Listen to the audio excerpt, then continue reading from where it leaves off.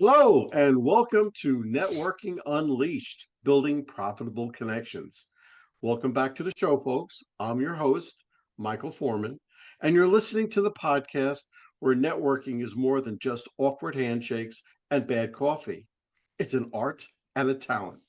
But here's the twist, it's an art and talent you can actually learn. Yes, even if you're the person hiding in the corner at every event pretending to check emails. Networking isn't just a nice skill to have, it's a game changer.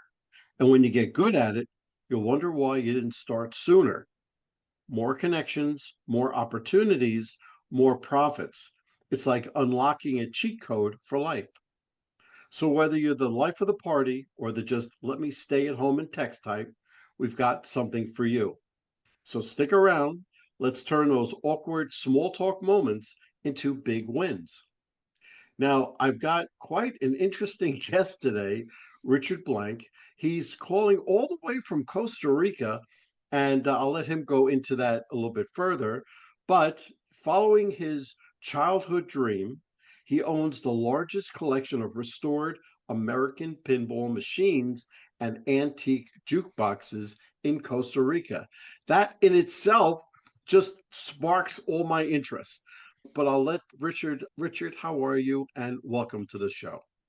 I'm so happy to be here, Michael. Thank you so much for having me as a guest. Yes, I'm in the land of pura vida, of pure life. And I did follow a dream. I grew up in the 70s and 80s, and Ricky Schroeder's arcade on silver spoons made everyone envious. And Right. once you have discretionary income, instead of buying a Rolex, I'd rather have three pinball machines. And so that's what I decided to do. Good, good. Okay, you know what? I'm going to delve right into the whole thing. Let me ask a question. Sure. How has your background in telemarketing shaped your approach to networking? Great question. And first is I am the CEO of Costa Rica's call center. We're a dedicated bilingual nearshore call center located here in beautiful Central America, north of Panama, south of Nicaragua. And real quick for your audience, and there's no exam or quiz on this, but we're the only democratic society in Central America, no standing army. They put their money into education, 95% literacy rate, neutral English accent, best infrastructure in Central America, and companies such as Amazon, HP, Intel, and Oracle have made a very big name here. So we have a labor pool that packs a punch. And before we even got onto the podcast, you're like, what part of the world you call me from? And we're very close to the United States, just a couple hours flight from Yeah, yeah. Florida and mountain time zone. But a lot of people either have been to the States, traveled, no family. We have a large expat community here. So we're very attuned to the North American market. Anyway, in regards to telemarketing and networking, I see it as a means to an end. AI, I think, is wonderful in regards to gathering, but they can never master empathy. And if they try, it's weird. I don't want a computer to hug me. What Mhm. happens is that people are used to chat, texting, and emails. We call that omni-channel non-voice. While today it's the actual reverse. Making a phone call might seem first class, top grade, going above and beyond. And if you want to talk about super old school, strangers or friends you haven't met yet, you're giving comparisons between being the life of the party and breakdancing in front of everyone compared to staying at home and sending texts, and both are good for you. But I agree with that. But there's times, Michael, when people need to shed some skin and they don't need to go all out and be the prom king and beat up the bully. But there are certain things where you can learn a proper introduction or listening skills, or even asking second and third questions. So it's not glancing over it, it's actual foundation interest. And you Which might is have one or two crucial. things. Yeah, yeah, of course. And I can remember Yeah. something about you a year from now. You respect that. But telemarketing, a lot of people, it has a bad rap because of Hollywood or just bad experiences.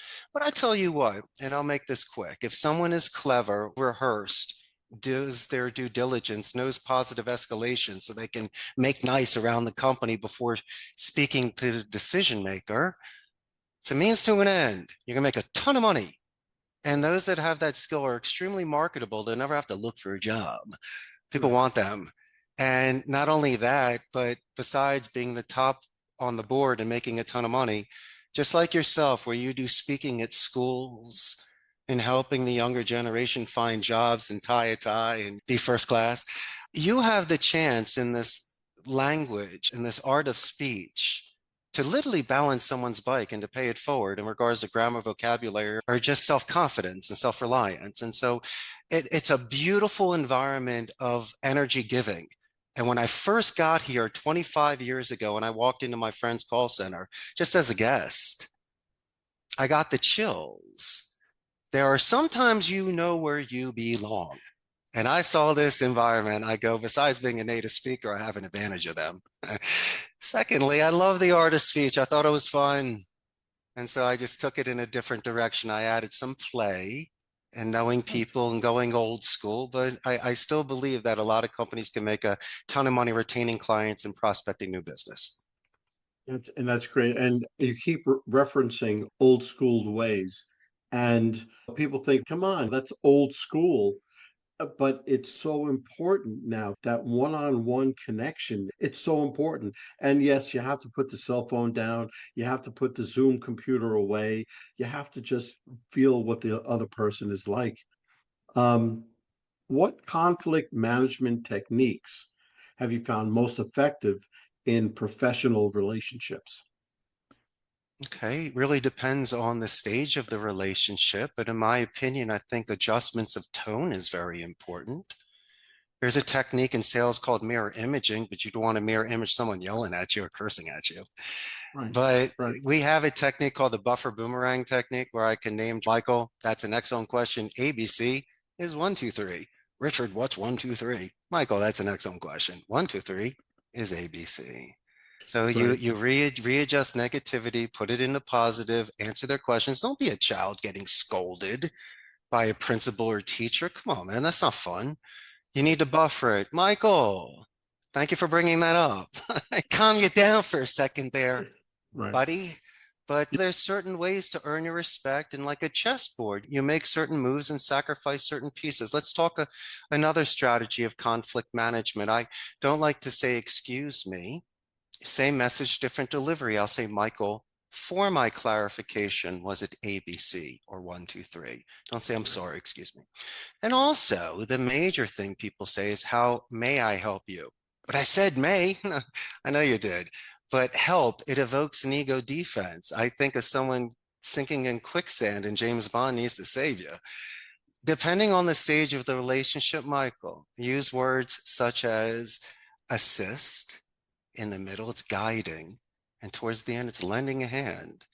Since English is their second language, we thrive in the thesaurus. We look at similes to expand their vocabulary, give them roots and branches so they're just not regurgitating the same word over and over again, which is just stale.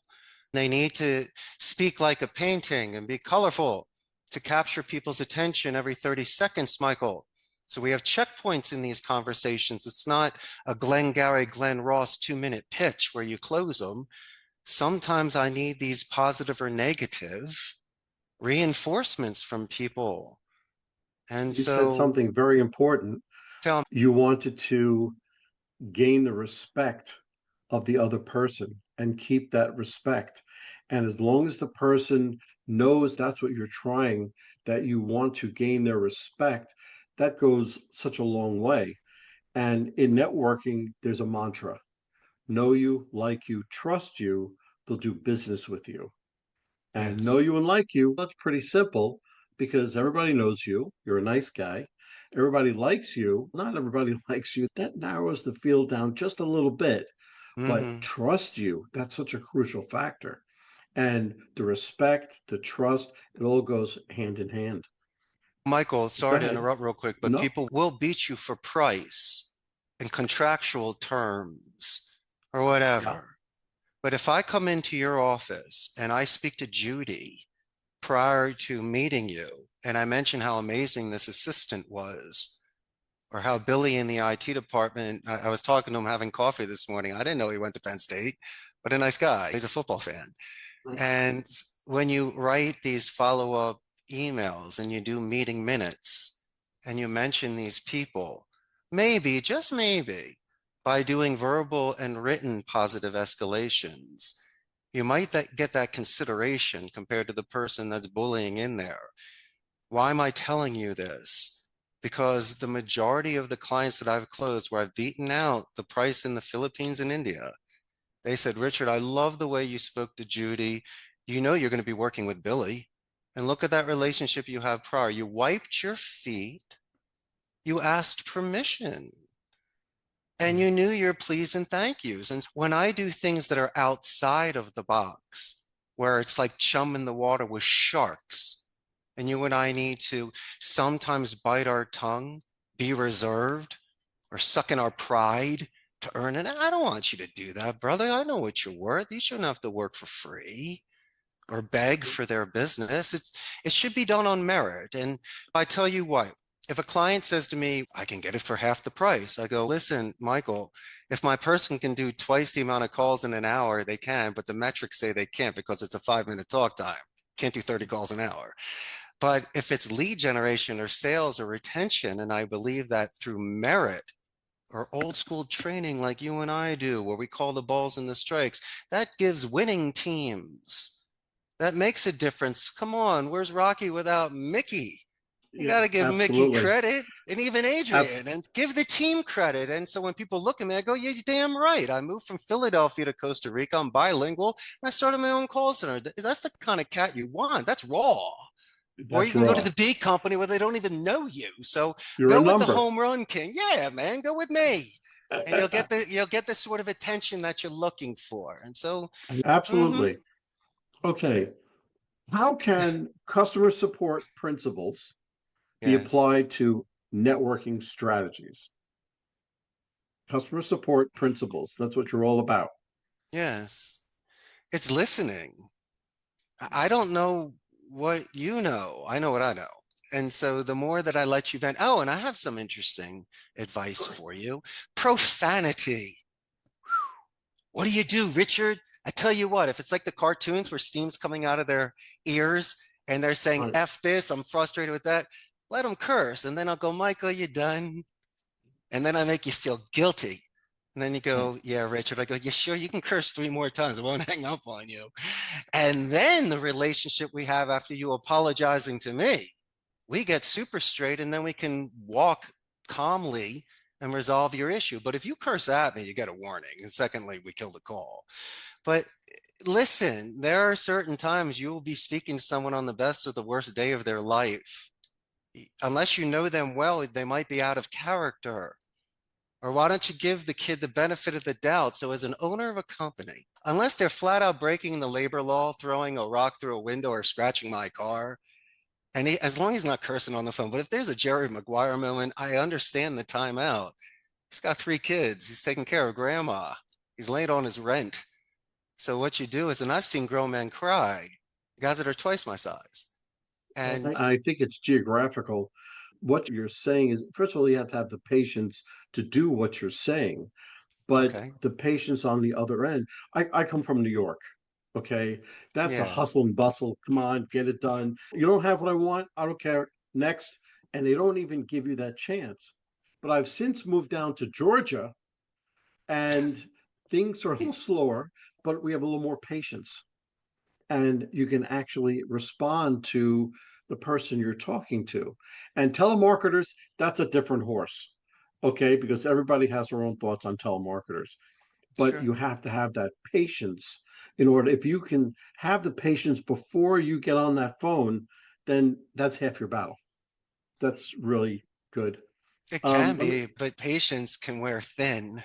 it depends on the person. It depends on the person and what they're going through.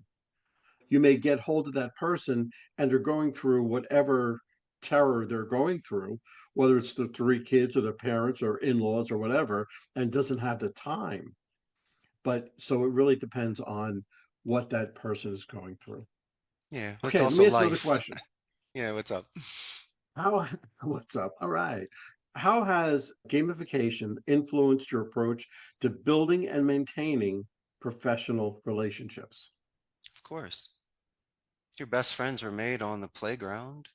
Kickball, Absolutely. capture the flag, Nerf football in the snow when they called off school that day, which was great. I love that. I Of, love that. of course you do. That's why you die for passes and stuff. I love it too. I was also a hockey player. So I'm a huge Flyers fan when we used to beat your Islanders and your I'm a Rangers Rangers. fan. I'm a Okay, Rangers well fan, that's but fine. that's Well, all right. Bernie Perrant, my Broad Street Bullies. But where am I going with all of this? You need play. You need to let off steam. And just because we're an adult doesn't mean we need to be boring. Look at the movie Tom Hanks. It was funny. The adult jumping on trampolines and playing with toys. Why? Because Yeah. we have responsibilities. And so I tell you what, many things happened. First is one man's trash is another man's treasure. Arcades are going out of business. So I would look on Mercado Libre and I'd see some guy selling some game room and I'd drive 3 hours to Perez Zeledon with a pickup truck and three of my buddies and a wad full of 20s, right? No, ready to buy. And it was great. People were just giving them away. And you could get a machine for under $500, spend a couple dollars to replace certain placas, certain memory cards and the screens. And now you're sitting on a $5,000 machine. So it's amazing. And through the years, I've collected 13 pinball machines. My oldest is a 1970s Bally's Camelot. The newest is a 94 Last Action Hero Arnold Schwarzenegger Data East and Oh everything yeah, in yeah, between. yeah. But I tell you what, when you have this space, it gives people a chance to meet others from different departments, to try a game, to try a pinball machine. And they'll say, "Hey, Michael, I've played virtual pinball." You're like, "Yeah, great." It's like Yeah, it's like it doesn't looking at matter. Playboy and not going on a date. Come on, man. You need to be real. And so they get to feel the machine like Elton John when he wrote it about you feel the machine, you become one with it. These and sabes, these electrical mechanical machines that are just on contacts. Yeah, Say you what don't you feel it. want. Of course, You don't you're part of this experience. There is an right. energy transfer, and the ball could either go into the spot or run down the middle. And they're gorgeous. They're beautiful.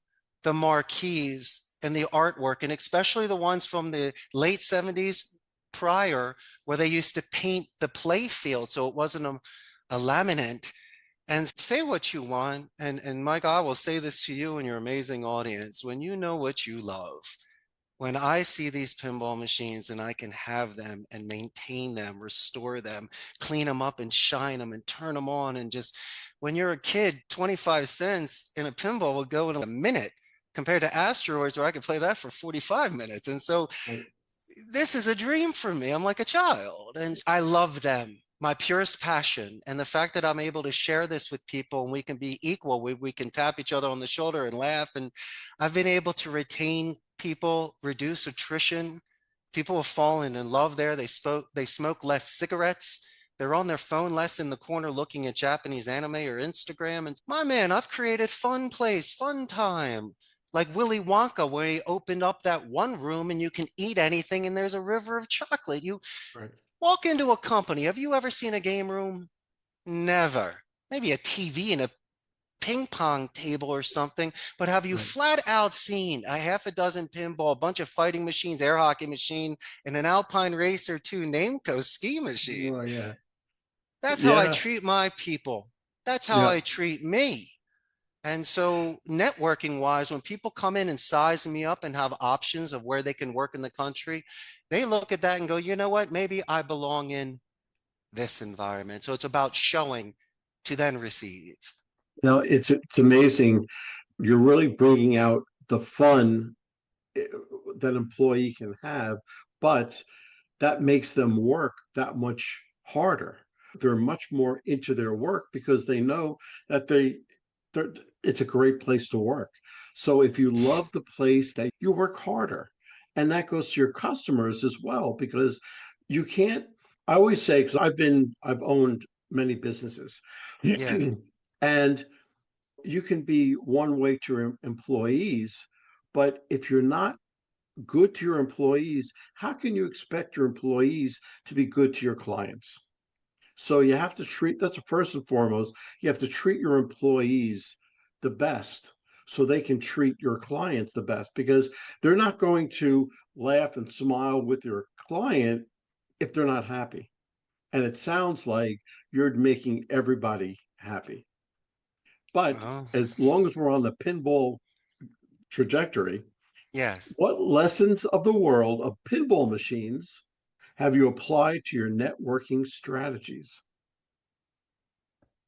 Ah, Concentration, using other senses, that's great. sometimes anticipation, planning, or how about this? Regardless of the outcome, just enjoying the time. I don't, That's it. it's like a scent of a woman. When Al Pacino danced with that woman, yeah, they had the most beautiful dance for 5 minutes. Didn't mean they got married. Yeah, But I tell you what, you ask either of them, hey, do you remember dancing with this person at that hotel back in 96? They'll be like, absolutely, I do. You remember somebody for the rest of their lives, so you don't need 30 years to do it. You could do it in 5 minutes. yeah, And yeah. so You you can, try to anchor with people, you try to get real. If not, you're just like everybody else. yeah. And you're proving to me that you're not like everybody else. You're not like any other employer. And I like to think of myself in the same way because I've always treated the employees that way. So I got news for you. We are the exception to the norm. Well, And it's I, unfortunate, but right. it's true. But you're painting a rosy picture on it, Michael, and I very much appreciate this. We might as well show the highlights. Why don't we show the fumbled footballs and interceptions and lost, Of course you reverse can. So, plays? all right, let me ask you a question Talk to me. because you've had some great success with Hmm. your company today. What mistakes did you make and how did you overcome it? The number one mistake I made was hiring supervisors or executives on the outside. I'll hire specialists for IT and stuff, but it needs to be promoted from within. So that was a huge mistake. They never earn the respect of the people. But my labor pool is about 24 years old, and most of them live at home. And this is fun money. And Amazon could hire them first thing tomorrow morning. So to think about a huge investment in someone and longevity is one thing. And so there's a very special balance there. First, we're very selective of the campaigns that come in. We don't do sports books, casinos, stocks, pharmacies, or sweepstakes. Secondly, I'm only 150, so I can be selective of the candidates. But then you say, Richard, you see the shining object. Yeah, that's like a mercenary. They're not going to last. They'll be a jumper and a cancer. I'd rather have an 18-year-old kid with great English that can mold like a squire, okay, that doesn't have bad habits, not a cancer. I can teach these things. But then again, how do I really filter somebody out? And even in networking, this could be a very interesting question to ask people. I always ask for a coming of age moment. I want to know a time when you beat up a bully or saved a kitten. Why? Because Michael might ask you a zig and zag question every now and again. Put your script down. Maybe he just wants to know, besides what your golf handicap, was there a time you stood up for yourself? Are you capable of telling me a 3 minute story that's not well rehearsed? And so I get to see people because that might be the way I get the contract with Michael, because he's got 10 people to choose from, but no one could answer the simple question of standing up for themselves or saving the day. And when I see what some people write about taking care of families, of younger siblings, growing up, hmm, losing their innocence, or learning the violin, doing something in regards to travel or how many books they've read. So I'd rather hire the marathon runner. I want to see what somebody does outside of the office, which show dedicated practice. Why? So I can also give you a nickname, call you Killer or Baby Saver. What's up, Kitten Saver? My man. So I can tell you that on a Wednesday. But then I get to know you. Come on, give me some depth. Because if you don't play pinball with me, if you can't tell me that you saved a kitten, then guess what, Michael? No offense. You might be qualified and you're a great kid, but I don't think you belong here. And it's not just me, it's the 10 other guys you're working with. They're going to be like, this guy just doesn't fit in. It's not part of the crewage. And so You no, I that's what listen, I think about too. I was in the Air Force for 9 years. I was a police Yeah. officer and I saved 5 lives in that time. And I remember Yes. every single one of them like they were yesterday.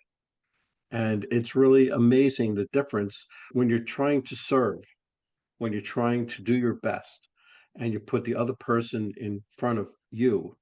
The world's a better place, I feel. It is. Thank you for your Um, service, 9 years. And we nine use the years. military alphabet at the end. Why? Because gentlemen like you've served. So instead of the call ending, now we're talking about the Air Force in Colorado Springs, the Air Force Academy, and how awesome and Top Gun. Which one did you like, one or two? That was Stuff like Navy. that. But still, But they that's all right. flew. But yes, he did. Yes, he did. Okay, so let me ask you a question. Tell me. Your top motivation that you give to your employees. Your top motivation. Mm, guilt. I let you know that you're better than this and you're out of character. And come on, you Okay. did 44 the other day. What's going on? And I also say, listen, you saw me last week. I showed up on time. You saw me last week with 3 clients. You even sat in on a business meeting. And I'm not going to tell someone to tie their shoes if mine aren't tied, but I'll also see the best in you. So I'll usually point something. Well, I usually ask for your permission. May I make a suggestion? So now we're straight. And I'll usually do it over coffee. So it's not like I'm going to grill you, but I will grill you. And then I'm just going to mention how amazing you are. Then I'm going to mention about what I saw. And then I'm going to put myself in there too. And then I'm going to be quiet and just keep making faces at you until you say you're right. And then you're going to start telling me about things that are happening at home and just things you never knew about. So I can let off that steam so I don't lose you that day. What do you want to review script or have me start quoting books from Zig Ziglar or Tony Robbins and stuff? Here's the thing about people like that. I think success is amazing and you can have certain mentors and gravitate towards, but at the end of the day, they're very alone. These people are looking in the mirror and realizing what they need to do. And advice is only so good. So I need to get something out of them. With broken ribs, they still need to stand up. And when they see someone like myself who has the leverage to make or break them, but takes them off of the floor when it's not their break time, to either praise them during a moment when they're shining or a certain time where I see this readjustment because I just don't want to lose Billy. What a beautiful time. And so my Well, motivation, unfortunately, doesn't come through sunshine. It comes through some darkness. Why? So you can find your own light. And when you do that, you're golden, man. I don't even well, know what this. your motivation can come from either way. It's how you have created your atmosphere, whether you're going to do it in good times or bad times, whatever it is, but whatever works. That's right. But your motivation is so important because you're letting them know it's going back to that trust and respect factor that you respect this person so much that you're willing to find out what's wrong, let him vent, let him get it out of his system. But he's a good person. You're doing a good job. So come on, get out there and do your best. So it's Michael, we're really, cashing in the chips. If it's a yeah. person you've never met before, you can't do that unless they want to Well, crawl on of your course shoulder. not. I'm talking about an employee. I'm talking So about all, track record. You can yeah, cash in those chips. Those are the time you leave the building so people don't see the scene and you take the walk yeah, yeah. like a Good. buddy. And so people, and then they look at you, go, I'd never expected that from you. And then you say, why? Come on, Michael. You How many people you have know given you me. second and third chances? Exact. I guess they didn't. Yeah, Or they right. compared you to other bosses that just pieced them out and fired them. And I don't know, man. I'm seaworthy. I don't know anything else besides technology. I got to hire a guy. My accountants, they got to do the numbers for me. What do I know? I know how to take a walk and have a coffee. My goodness, I guess that's the sort of thing that sustains seasons and Well, tough weather. again, It's the only thing I know. it's what separates you from the masses. That's where It's people want to sincere. work for you. They want to Sure. work for you. They don't want, they can take a job. They can take a job anywhere. Okay. But if they want to feel at home, they want to feel respected, they want to feel like a person, then they'll work for you, Work with me. work Me. with you. Come Sorry on, the about that. circa. Come on, Work with Michael. you. What is it, 1984? Remember, they have the leverage. They can leave me anytime. It's like a Absolutely. cat. You don't want to spook the kitty, and then the feral cat runs away. So there's a beautiful balance of the open cage bird. And I think I've learned to understand that through the time. And I tell you what, by really assisting their English and investing in this and giving them proper grammar and certain suggestions to watch The Face Man from the A-Team or the show Remington Steele in I, their English, I love Remington Steele. they smile. It Okay, so reduces defense. let me ask you one last question that's going to bring everything together. Just give me a tip for networking that you would give to my listeners that they can begin today or tomorrow to get them on their journey. Of course, dedicated practice in your delivery. I need for you to record yourself. And because this is how people are going to hear you when you leave a message or see you in conversation. As much as you might think it's funny to sit in front of a mirror, if you're planning on sitting in business meetings and networking at a club and shaking hands and stuff, you better realize, because sometimes people, they get not only distracted, but they give away tell signs. They get lazy in regards to self and object adapters, start biting nails, scratching, doing weird things. I've always put my customer service people, I used to have them have a mirror right next to their telephone. Of course. And when they went on the phone, they looked at themselves because when you smile and you are happy, it comes through the phone. It comes through, and the other person actually picks up on that, on the vibe of the person, and they're not even there. So Of I found course. that to be such an important part of Well, customer Michael, they're service. in the now. They're not spacing out or thinking of lunch. And I tell you what, this is something that will make things very easy for your audience. If you, like you and I did prior to the podcast, if you do just a little bit of due diligence, Facebook, Yes. LinkedIn profile, looking at the website, and it's not to have it memorized for final exam time, but there are goodies there. You'll see certain pictures of someone doing athletics or a company event or the loading dock that's next to the lake. You can say, this is beautiful, where you guys are located in Maine. And it's just, when people have called me, and you've mentioned it multiple times, my arcades, if somebody calls me to pitch me, regardless of any sort of widget, but they go, hey, Richard Blank, I hear you collect pinball machines here in Costa Rica. What's happening? I'm going to give you 3 minutes, unless I'm on the phone with Absolutely. Michael and I'm busy. I'm like, listen, credit card at the ready. It's yours to lose. It's because you snapped me out of the trance. You got rid of the bad taste of the black and blue bad telemarketers. You might even patted my ego by saying, Costa Rica's call center, how are you today? I was like, how nice. How nice is that? You gave me a company name spike, which snaps me out of the hi, sir. Can I speak to a? I don't do things like that. And so I've realized that instead of making 100 calls a day, make 85 calls a day and spend an extra 30 seconds looking up something and complimenting Judy, the secretary, and maybe leaving a custom made voicemail. You It might always get goes a back long that way. 20%. And you know what it also does? It doesn't ice a kicker. You were talking earlier about people in their rhythms and stuff and why the games are there. I tell you what, man, when people are on break time, if they slow down, it's like running in place at the stoplight, certain marathon runners. If you go down and play Pac-Man, air hockey, pinball machine for 15 minutes, then go back to the phone, it's not saying you're going to do it better, but I tell you what, you're still warmed up. Your muscles aren't sore. So I can at least guarantee the same, if not better performance, not ramping up and getting lucky with a curve shot. It's just, Right. you Right. can't do that. People get stale, get cold. But what a beautiful art of speech. You're talking networking. Forget the guys that are texting. I don't even want to go there. Let's talk about speech. If you're capable of reading with conviction, using trigger words, spiking those for attention so it's not monotone speech. You should be pausing before names and numbers for emphasis, okay? You should be name dropping your name, at least in the beginning of a transitional sentence. Michael, makes sense, right? Move Right. forward, right? And then if you say, but you don't use the word Michael over and over again, I know to name drop, calm down. It's like the beginning and the end of the bridge. Okay, the entrance and the end of the transitional sentence and the conclusion. But in the middle, why don't you just emphasize the personal pronouns, the your, are?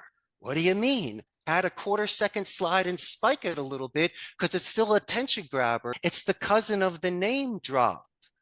Do you understand? And if you can do these things every 30 seconds, it gives you such balance and movement. But Richard, 2 steps back. Yeah, brother, you got to sacrifice pieces. But I'm moving 7 steps forward in this 30 seconds because I was able to checkpoint the fact of this. ABC, we checkpointed and moved it forward. Now, I have something for you. Sure. And you talk about target paralysis in the Air Force, where you focus on the trees or the mountain, you hit something. People will get target paralysis on the phone. And I understand that. And one of the greatest things to do is to be in the now, on so many different buttons to press, things to concentrate, breathing, if and even it's the basics. And so it's a technique that we use, Michael.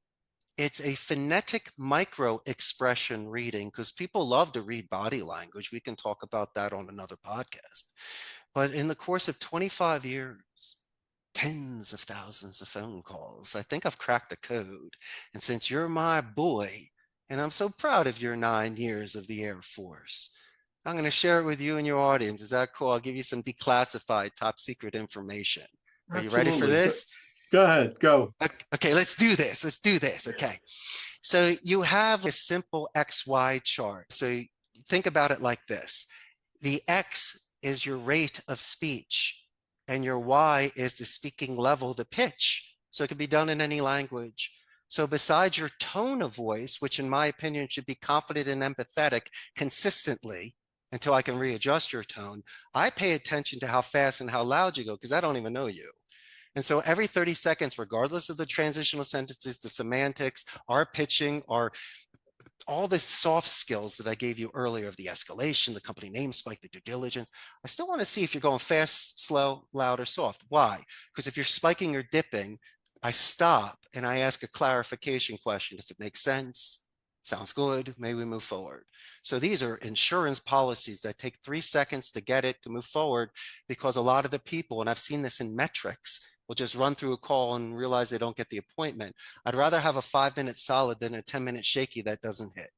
So you need to really solidify this thing and move it forward. Like it in the show Get Smart, where you walk down the hallway and the doors close behind them. That's the only way to seal it, deal it, and move it forward. And so the paralysis, the target paralysis, is thinking of G when you should be on Bravo on B. And so I'm trying to get these people to focus on, besides carrying this weight, you can mentally, after 3 weeks of practice, it becomes habit. You become very lucid in regards to this micro expression reading. But then you say, Richard, yes, Michael, can't the tone, rate, and pitch be manipulated? Of course it can. But guess is one thing you cannot manipulate: the duration. The beauty of phonetics is without silence, you don't have the sound. So I study even more of a higher level, the silence time, compared to how your tone, rate, and pitch is, or even your word choice. Why? Because someone like yourself, who's part of the police, Air Force, and had extensive training in interrogation and psychology, realize by the 3rd or 4th question of me cursing at you, flicking the cigarette, yeah, copper, you got nothing on me. All of a sudden, when you show the evidence, look what happens in regards to that answering speed. Either it takes an hour for them to start crying, or they start crying immediately. And so that cannot be manipulated subconsciously. So if you are capable in this controlled environment of 160 hours a month, 300 phone calls a day, to, besides doing your job, to crack this code in regards to being very focused on rate, pitch, and duration, to know when to ask these questions, you will reduce your talk time from a 10-minute to a 7-minute call, and your conversion ratios will go up about 30% because you're cutting fat. You're reducing rabbit holes for my clarifications compared to I'm sorry's. And here's the best part: the military. Come on, Michael. Emails bounce back. You got to be kidding me. You walk through those emails at the end, and you pronounce those exotic names properly, because some people will say thank you. No one ever really asked. They're too afraid to ask how to say my last name. And that's a wonderful thing to do to somebody. Don't be afraid. You should Absolutely. ask the proper pronunciation the first time to not be afraid. And you ask for secret sauces. Come on, Michael. This is ABC 123 101. This is how grandma and grandpa taught you to behave. And if you do these sort of listening skills in the moment, paying attention, moving forward, cutting the fat, taking notes, acknowledging, you're going to build an extremely large business of really solid long term clients that will recommend you to people because they know you're a good guy and they loved you before any contracts were even signed. That's as referrals are gold. It's golden, especially if Yeah, they are mentioning your name and everything. So that goes for a whole nother podcast. But referrals, your whole goal is for that referral base because you do that referral base, you've tenfold. You've done your job. that's right. Um, okay, Richard, how can anybody get hold of you? Either call center for pinball machines, for anything. What's the best way that they can get hold of you? Oh, naturally, buy a first class plane ticket, fly down and come visit me. Besides that, Yeah, I hear it's freezing up north. It's yeah, got some well, cold it's weather it's going on cold. up there. I'll give you that. Oh my goodness gracious. But no, you can send me an email to CEO Costa Rica's call center or check me out. And I tell you what, all they need to do is mention you, Michael, and say that they saw this podcast. I'll be more than happy to review some scripts for some people, give some advice for free. My thing is to pay it forward. Anybody that's got the guts to make a phone call and are not compromising their ethics, I think they're wonderful. And I'm going to say it again, dedicated practice. Speak out loud, practice your phonetics, record yourself, pay attention to this stuff. And if you do, you'll become one of the most incredible speakers that people will hire, promote, recommend, or say, hey, will you speak for us? You're the guy. And yeah, be bold and brave. You only get one That's life. You get 99 years. That's all you get. what I used to tell my players. I was a coach for 16 years, a baseball coach. Yeah. And the parents used to say, perfect practice makes perfect. And I said, no, you're wrong. Perfect practice makes perfect. So you have to, Yeah. because if you keep practicing the mistakes, you're going to always make those mistakes. But if you don't, and you just practice, that's what I do with networking, with speaking, and everything else. Because I said in the beginning of this podcast, networking is a skill, okay? And you have to practice in order to get good. Anyway, Richard, thank you so very much. You have quite a background. You gave me you gave me interesting thoughts on the call centers and everything else. And I hope that some of my listeners or all of my listeners, I don't care, once they reach out to you, I'll feel better. Okay. So I'll talk with you soon. Sounds good, Michael. Thank you. Well, hold on, folks. Don't go anywhere. Let me just read a few of our sponsors that we have. Struggling to reach success? Maybe it's time to quit.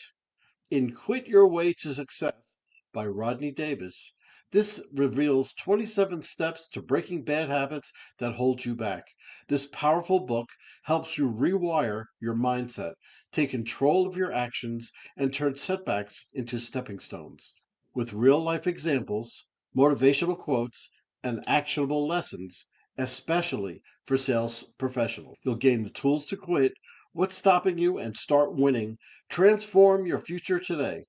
So Quit Your Way to Success by Rodney Davis, available now on Amazon.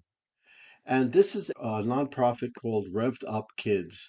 This is something I believe in wholeheartedly.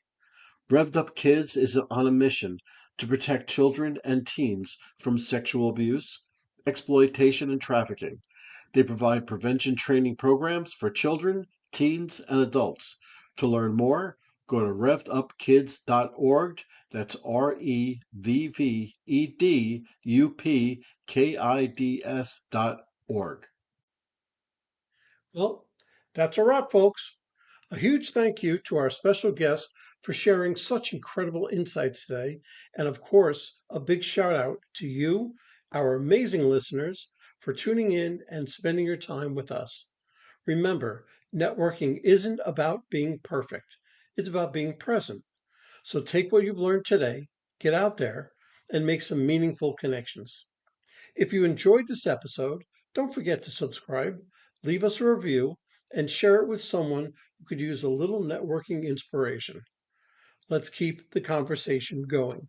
You can find me on Apple, Spotify, YouTube, or my website, michaelaforman.com. Remember, until next time, keep practicing, keep connecting, and keep building those relationships. This is Michael A. Forman signing off. Take care and happy networking.